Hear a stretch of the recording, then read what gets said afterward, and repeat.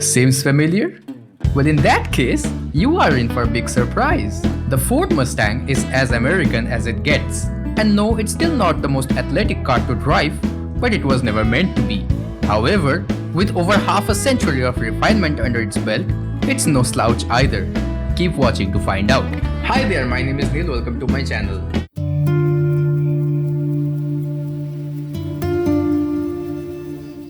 Day 2 here at Spa-Francorchamps, and I realized something. You see, over the last 16 or so videos, we have driven a variety of cars.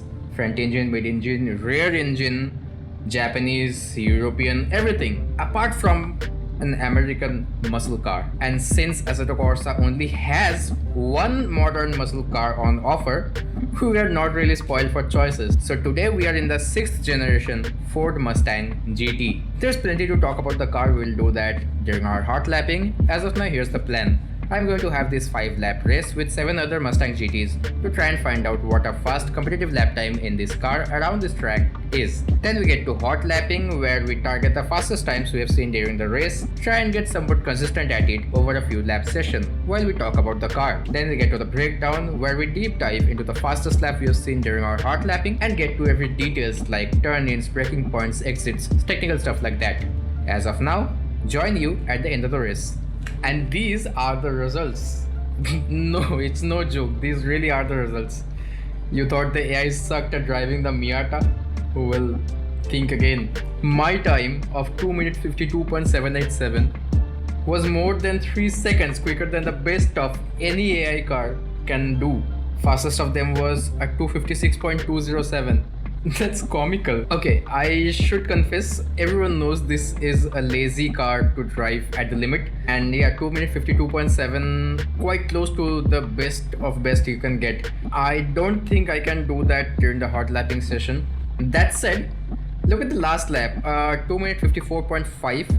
That was still a decent lap. I'll say we should pick off where the AI cars left. Anything above mid 256 is still a competitive time. I mean, if you are racing the AI cars, it's still competitive. And since we are already down to a high 252, I'd say that's our benchmark. Again, I repeat, I'm skeptical. Everything has to go perfectly throughout the lap for us to replicate another under 253 time. But still, even a low 253, a mid 253 is still more than 2 seconds faster than AI cars. Anyway, let's go hot lapping now. As always, we are going with the stock setup. No mechanical changes whatsoever. Here we will click reset to default for good measure. The only thing we are going to change is go to electronics and turn the traction control off. 1.7 tons, just 435 horsepower. Yes, Mustangs are famous for going sideways, but if we be careful with the throttle, it shouldn't be an issue. Right, time for the drive. Oh, you hear that burble? Then whoa, whoa, whoa, whoa, whoa, whoa. That's the sound of classic American crossplane crank V8 for you.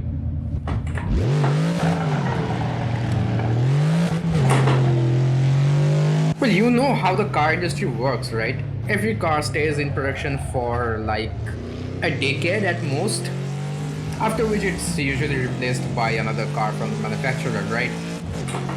But well, there's some car names that stick around, and there are 2 such names in particular that has stuck around for close to 6 decades now.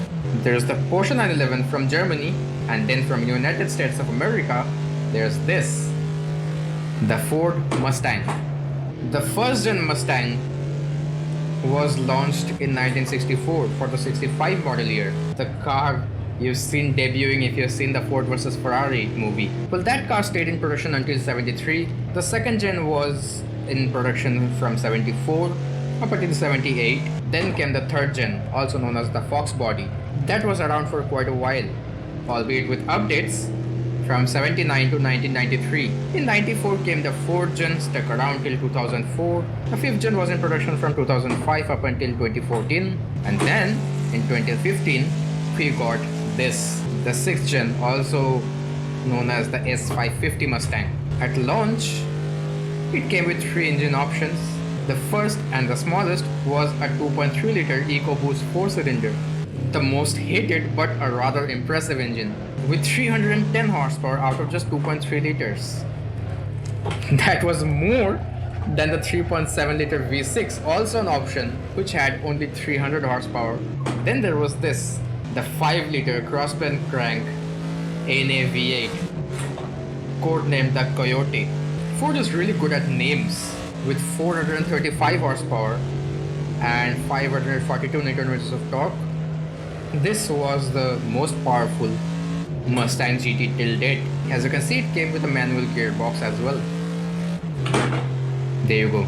Ford also made some special editions like the Shelby GT350 and the GT500, the former of which had a 5.2 liter in a flat plane crank V8 named the Voodoo V8. It was the first time a flat plane crank V8 was fitted to a Mustang. The result was a 526 horsepower and over 8000 RPM red line. The GT350 was really track focused. The GT500 on the other hand returned to the crossplane crank, retained the same 5.2 liters and had a supercharger on top.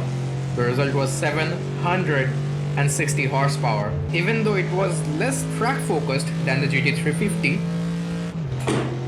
with such a massive amount of power, it lapped tracks as fast as the then current 911 GT3 RS. Sometime in 2018-2019 I believe, Ford gave this car a midlife revision. The GT had a bump in power from its Coyote V8 up to 460 horsepower. You know what? Americans like to call the Mustang a lot of things. Muscle car, pony car, I don't know. I don't think this pony is very muscular.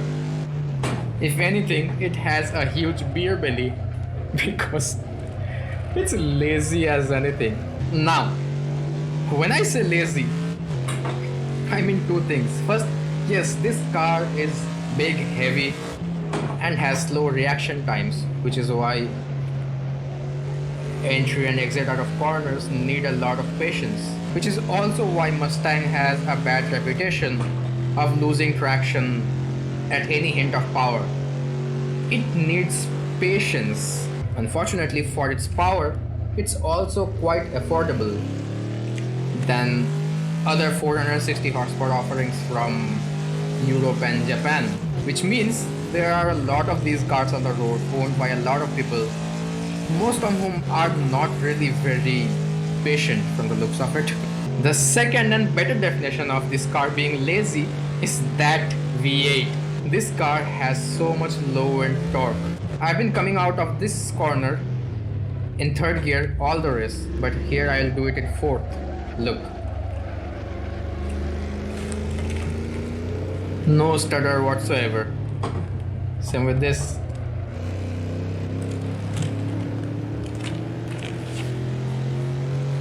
It picks up that easy. That's a standout feature of this engine, and in fact all American crossplane crank V8s.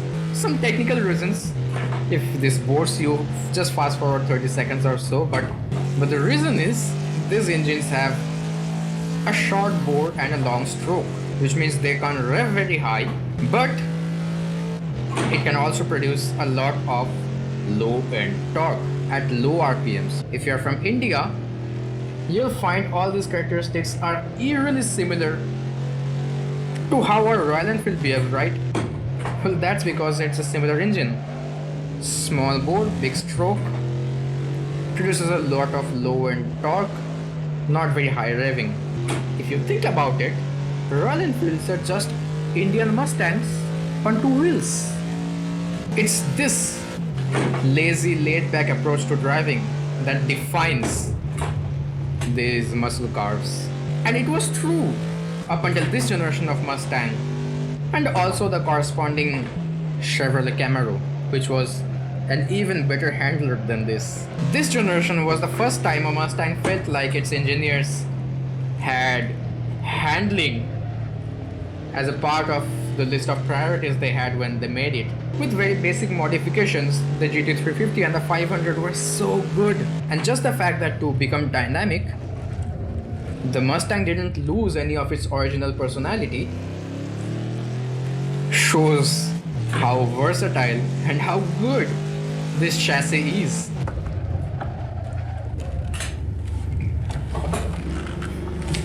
Nah man, these tires are short. I mean, I've lost count how many times I've overshot that corner in particular. Anyway, I'm restarting this session.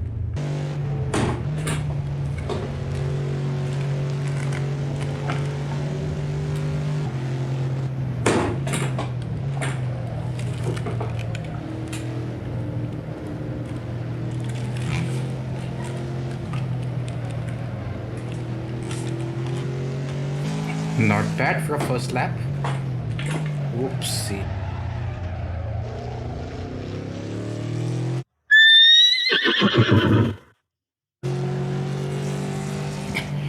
Phew. Alright, I said that's it. Wow, this car is tiring to drive, man. My entire body aches. Anyway, let's go look at the lap times now. And these are the laps. After a 30 lap session, I'm decently happy with it, I must say. No, we didn't break into the under 253 times, but again, the 252.787 from the race was an amazingly quick lap time. In fact, of course, I have practice drives before I make these videos, and of all the lap times I set, 252.787 is still the fastest time. The fastest time we did here, a 253.124, is less than half seconds of that, so still a pretty quick time. In fact, only one time, apart from lap 11, the one that is invalidated, lap number 8, was above 255, which in total gives us a delta of about 1.8 seconds. With that out of the way, let's take a close look at lap 5. Here's the breakdown. Flat out along the start finish straight to start the lap. For turn 1, brake right before the 100 marker on the left. Release at the entry, get back on throttle at the apex and gently floor it at the exit. Coming up is turn 2, 3, 4, the famous Air Rouge. Dab of brakes at the entry and downshift, get back on throttle at the apex of turn 3 and flat out through turn 4. On to the camel straight, coming up is turn 5, 6 and 7. Brake hard right before the 100 marker on the left. Release as you enter turn 5. Modulated throttle around turn 6, be patient and floor it at the exit of turn 7.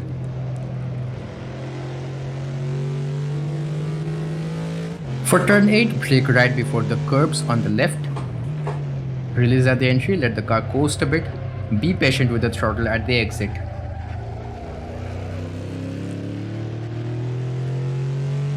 Short dab of brakes for turn 9 and back on throttle at the apex. Coming up is turn 10 and 11. Hard dab of brakes at the entry of 10, downshift. Feel the grip at the front as you gently get back on power.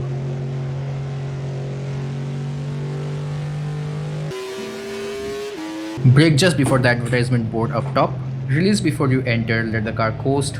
Modulated throttle around turn 12 and 13, floor at the exit of 13. Turn 14 next, again brake right before the curbs on the left, carry your brakes into the corner, gently get back on power at the apex, floor at the exit. Modulated throttle as you go around turn 15, flat out through turn 16. For 17, again give a firm dab of brakes, downshift and floor at the apex. Next up is the final two corners, turn 18 and 19, the chicane.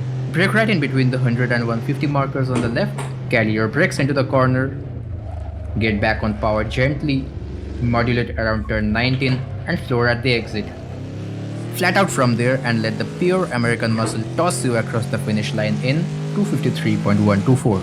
And that's it for today. Let me know your thoughts about this video down in the comment box below. Also, if you have a favorite car or track that you want to be featured in this channel, let me know about those as well and I shall try to cover them. While you're down there, consider subscribing and hitting the bell notification icon. Hit like if you liked it, share if you loved it, and here's another video that YouTube thinks you should check out. I'll see you there. Until then, drive hard, drive safe. Take care.